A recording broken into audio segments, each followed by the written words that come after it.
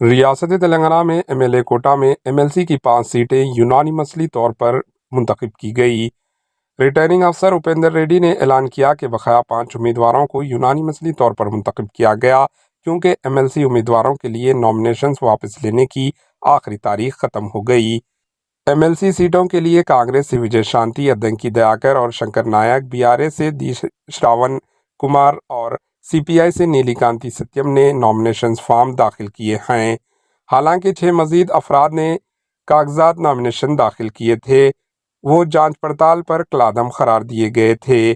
اس کے لیے 5 افراد کو یونانیمسلی طور پر منتخب کیا گیا۔ وزراء، ایم ایل سی اور ایم ایل اے نے یونانیمسلی طور پر منتخب ہونے والے نئے ایم ایل سیز کو مبارکباد پیش کی۔ Bureau report, H N news. H N news کے یوٹیوب چینل کو سبسکرائب کریں اور بیل آئیکن کو دبانا نہ بھولیں تاکہ آپ کو ہر نئی آنے والی ویڈیو کا نوٹیفیکیشن بر وقت مل سکے۔